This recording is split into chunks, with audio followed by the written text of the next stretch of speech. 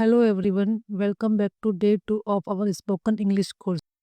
आपने इंग्लिश सीखने की जर्नी शुरू कर दी है। आज हम सीखेंगे कुछ नए और बेहद काम आने वाले इंग्लिश सेंटेंसेस जो आपकी बोलचाल को और भी आसान और इम्प्रेसिव बना देगी। So if you are ready to speak better English then stay with me till the end. और हाँ, अगर आपने अभी तक पिछला वीडियो नहीं देखा है तो डिस्क्रिप्शन में लिंक है, उसे ज़रूर देखिए। Let's begin today's class and take your English one step ahead. कल हमने सेंटेंसेस के टाइप देखे थे, अफर्मेटिव सेंटेंसेस और नेगेटिव सेंटेंसेस और इंटरोगेटिव में yes no type WH word वाले। ठीक है, तो आज हम अफर्मेटिव सेंटेंसेस के एग्जाम्पल पढ़ेंगे, देखेंगे इज MR का यूज़ वहाँ पर कैसे और कैसे कहाँ होता है। ठीक है, तो ये सेंटेंसेस आपको रटने हैं। रटने मतलब आपको कम से कम 10 बार 15 बार आपको ये बोलने हैं, बार बार बार बार, जिससे कि इंग्लिश हमारे जुबान पर आना सीखे। ठीक है, जुबान पर हमारे पर इंग्लिश आए और हमें आदत पड़ जाए इंग्लिश बोलने की। ठीक है, तो हम स्टार्ट करते हैं अफर्मेटिव सेंटेंसेस से। ठीक है, देखो ये है अफर्मेटिव सेंटेंस। ठीक है, उसमें क्या परफॉर्मर रहता है, ये देखो, subject plus is and are plus object. Subject मैंने आपको बता ही दिया था कि सब्जेक्ट क्या होता है। सब्जेक्ट जिसके बारे में हम सेंटेंस में बात करते हैं वो सब्जेक्ट होता है। उसके बाद हम इज एम आर यूज़ करेंगे और उसके बाद ऑब्जेक्ट। ऑब्जेक्ट क्या होता है? ऑब्जेक्ट के लिए या तो मैं अलग से क्लास बना दूंगी, ठीक है, क्लास ले लूँगी ऑब्जेक्ट के लिए। हमें तो अभी हम केवल यूज़ देखना है, इज एम आर का यूज़ हम कैसे करेंगे। और हमें सबसे पहली बात इसको इनको बोलने की हैबिट डालनी है। ठीक है, ये अब यहाँ पर तुम 5 मिनट लेट हो, you are late by 5 minute. अब यहाँ बाई कैसे आया, ये लेट क्यों आया, ये 5 मिनट ऐसे यहाँ पर क्यों आया, इसके लिए हम आगे और भी हमारी क्लासेस होंगी। अभी तो आपको ये सेंटेंसेस रटने हैं। रटने का मतलब है कि आपको अपने आदत डालनी है आपको इंग्लिश बोलने की। ठीक है, और फिर सबसे बड़ी बात जो इसका हमारा जो टारगेट वर्ड्स थे इज एम आर, उनका यूज़ भी देखना है हमें। ठीक है ना, तो यहाँ देखो, तुम 5 मिनट लेट हो या तुम 5 मिनट लेट हो, इसका सेंटेंस का इंग्लिश ट्रांसलेशन क्या होगा? You are late by 5 minutes. ठीक है, सेकंड नंबर क्वेश्चन है, मैं ट्रैफिक में फंसा हुआ हूँ। अब ये मत देखना है ट्रैफिक तो इंग्लिश वर्ड है या क्या है। हम नॉर्मली जब बोलते हैं हिंदी में भी, जब हमें इंग्लिश चाहे बोलनी आ रही है चाहे नहीं बोलनी आ रही है, लेकिन हम इन वर्ड्स का यूज़ इंग्लिश में ही करते हैं ज़्यादातर। आप भी करते होंगे, आपको ये नॉर्मली पता होगा ट्रैफिक क्या होता है। ठीक है, तो ये मिक्स सेंटेंसेस है, ये मत देखना कि हिंदी सेंटेंसेस में इंग्लिश कहाँ से आ गई।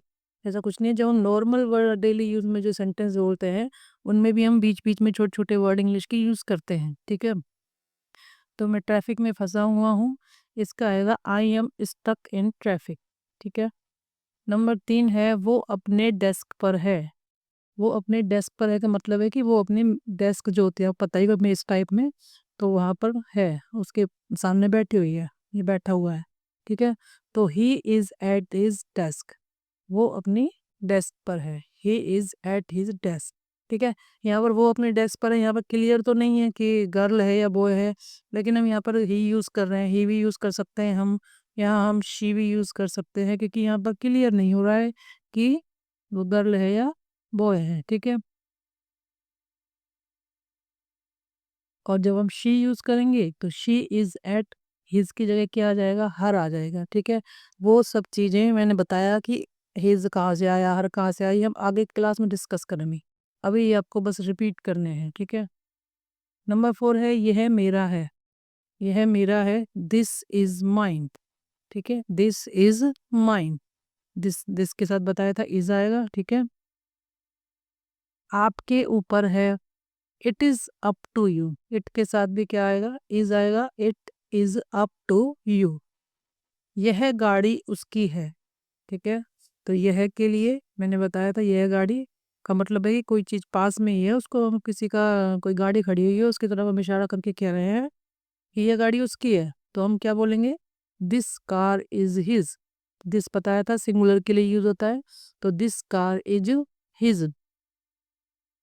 मैं रविवार को किसी और काम में व्यस्त हूँ या बिजी हूँ।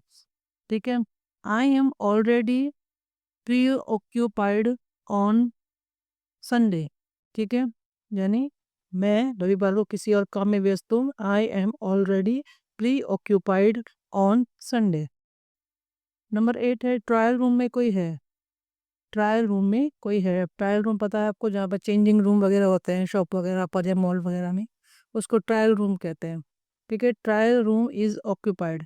ट्रायल रूम में कोई है का मतलब है trial room is occupied, trial room में कोई है। नंबर 9 है आज मैं छुट्टी पर हूँ। I M of work today. ठीक है, I am of work today. ठीक है, देखो आई के साथ एम यूज हुआ है। ठीक है, I am of work today. Number 10 है वो लगभग मेरे साइज का है। ठीक है, वो लगभग मेरे साइज का है। अब साइज का है का अब तो पता चल रहा है आपको, बॉयज है तो he is about my size, he is about my size. यह खराब है, ये मशीन की बात हो रही है यहाँ पर, ये खराब है। उन क्या बोलेंगे, अब मशीन होता है ना जो नॉन लिविंग थिंग्स होती है, यानी जो निर्जीव वस्तु होती है, उनके लिए हम इट यूज करते हैं। तो it is out of order, it is out of order. अब ये मत कहना कि ये खराब है तो ये हम कह सकते हैं इट इज डर्टी। डर्टी मतलब तो गंदा होता है। ठीक है, ऐसा नहीं है ये कि आप जो हिंदी में बोल रहे हो वही इंग्लिश में ऐसे सेंटेंस बने, तो बिल्कुल थोड़ा सा ये स्पोकन वाले सेंटेंसेस होते हैं। ठीक है, तो इट ये खराब है का मतलब होता है it is out of order. Number 12 है मुझे ये जानकर बहुत खुशी हुई। मुझे ये जानकर बहुत खुशी हुई। I am so glad to know this, I am so glad to know this.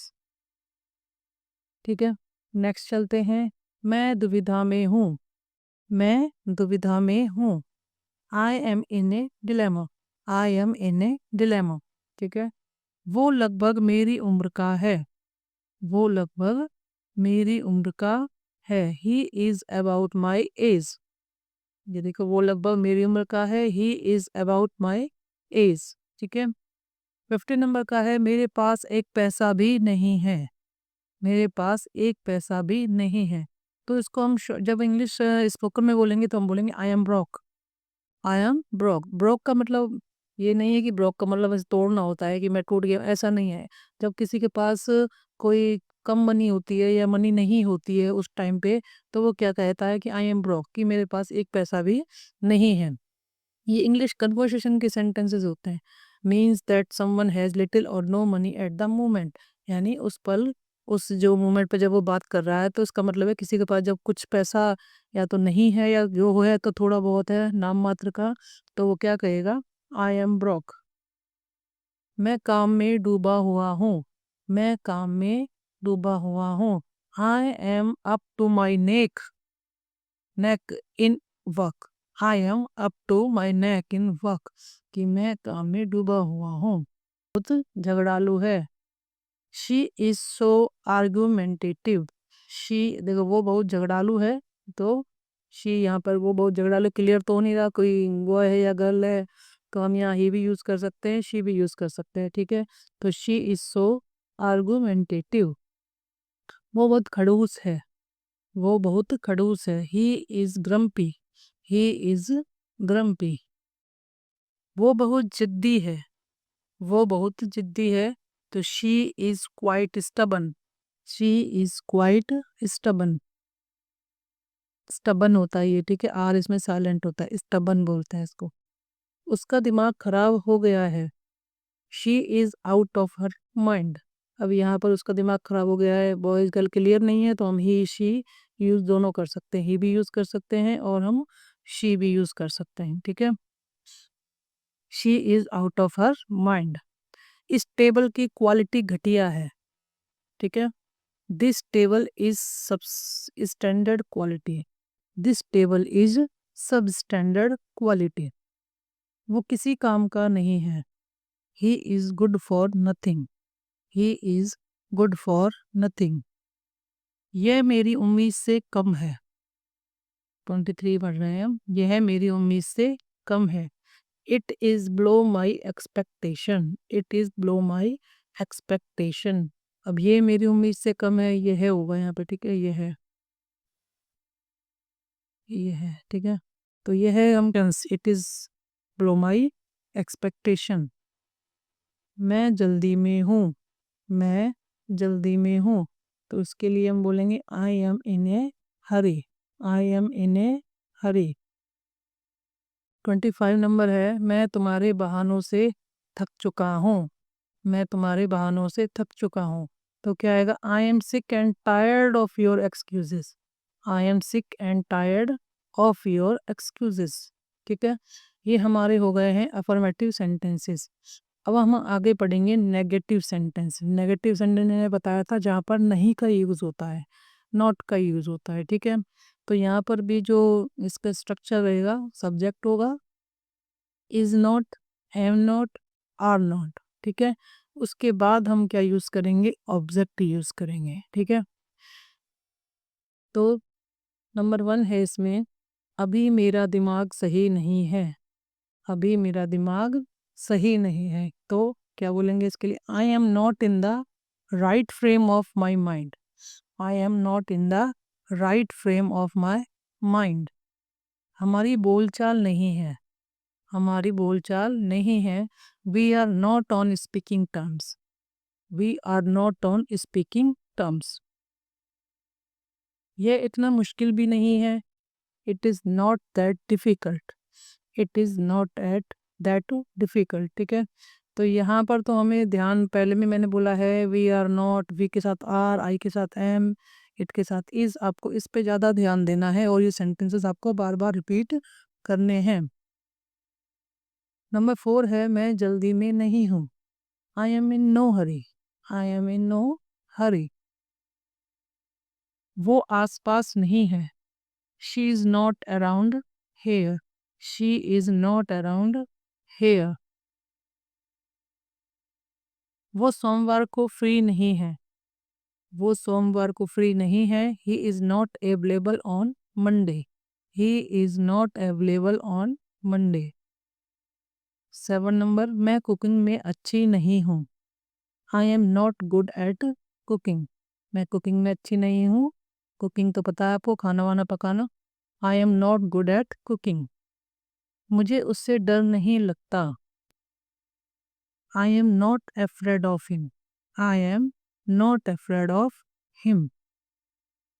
यह मेरे बस का नहीं है, यह मेरे बस का नहीं है, it is not my cup of T, it is not my cup of T. यह मेरी परेशानी नहीं है, यह मेरी परेशानी नहीं है, this is not my problem, this is not my problem, ठीक है। अब है इंटरोगेटिव सेंटेंसेस। ये क्या आते हैं, क्वेश्चन पूछने के काम आते हैं, ठीक है। अब इंटरोगेटिव सेंटेंसेस में दो तरह के सेंटेंसेस बनते हैं, ठीक है। इंटरोगेटिव सेंटेंसेस में दो तरह के सेंटेंस बनते हैं, एक होता है यस नो टाइप, एक होता है यस नो टाइप और एक होता है डब्ल्यू एस टाइप, ठीक है। यस नो टाइप में क्या होता है, yes no type question Hindi वाक्य में क्या से शुरू होते हैं।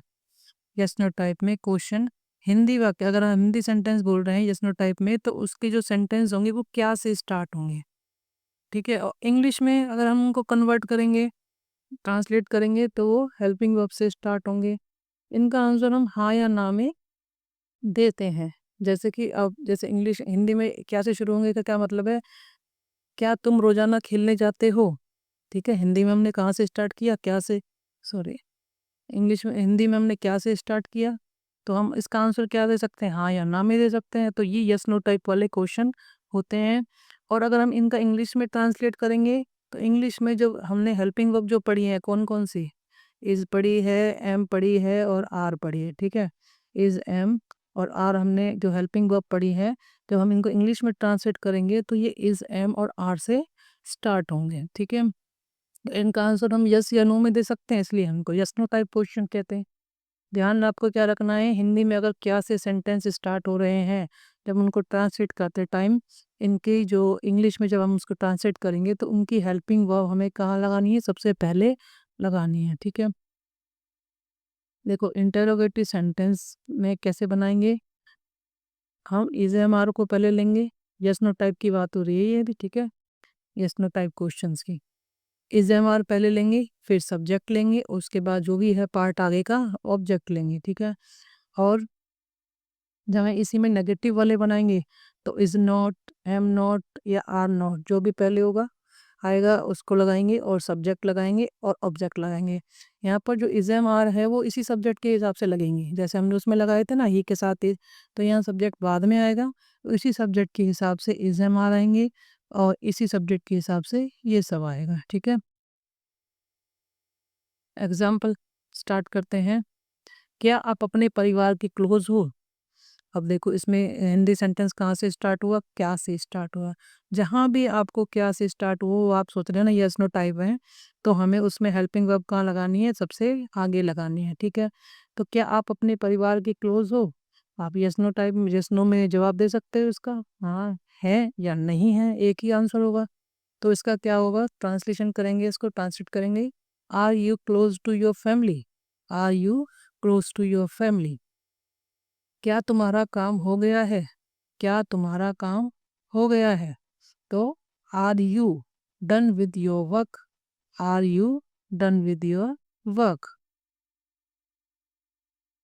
ठीक है। देखो आप हो, तुम हो, तुम्हारा हो, तुम हो, इसमें हम यू यूज करते हैं, आपके लिए भी तुम के लिए भी, ठीक है, यू यूज करता है। यू के साथ मैंने बताया था आर यूज होता है हेल्पिंग वर्ब, ठीक है। क्या तुम्हारा दिमाग खराब हो गया है, are you out of your mind, are you out of your mind. क्या तुम इस काम में अच्छे हो, क्या तुम इस काम में अच्छे हो, are you good at this work, are you good at this work. क्या वो तुम्हारी बहन है, is she your sister, is she your sister, ठीक है। देखो इज, क्या वह तुम्हारी बहन है या वो तुम्हारी बहन है, एक ही बात कर रहे हैं, ठीक है, किसी गर्ल के बारे में बात कर रहे हैं तो शी आएगा, she is she your sister. क्या आज सोमवार है, क्या आज सोमवार है, is it Monday today, is it Monday today.